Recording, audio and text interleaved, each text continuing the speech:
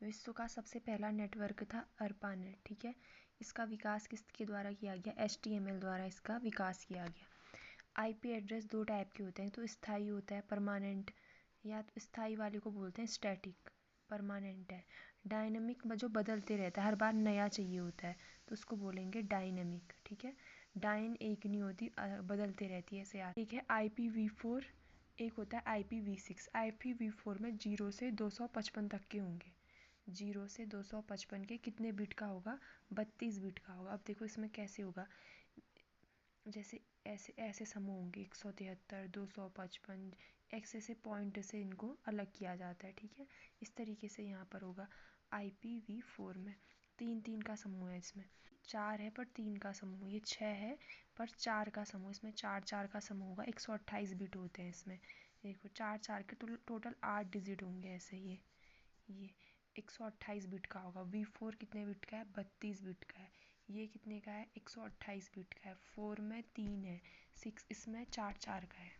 URL के कितने भाग होते हैं? एक तो HTTP होता है, एक डोमेन नेम होता है, होस्ट नेम होता है, एक एब्सोल्यूट पाथ ट्रिक है, हद है। HTTP domain name, host name, absolute path. HTTP मतलब जहाँ से URL की शुरुआत हो रही है। डोमेन नेम जहाँ से हम सर्च करते हैं जिसको, ठीक है।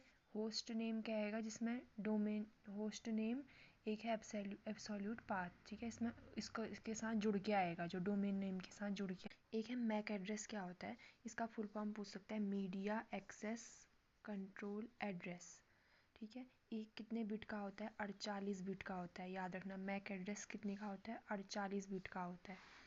एक है क्लाउड कंप्यूटिंग, किसे कहते हैं? जो हम जैसे इंटरनेट में हमने कोई सूचना देखनी है, कुछ भी अपने सूचनाओं का प्रयोग करना है, तो उसके लिए जैसे गूगल ड्राइव है, ये भी क्लाउड कंप्यूटिंग के अंदर आएगा, ठीक है।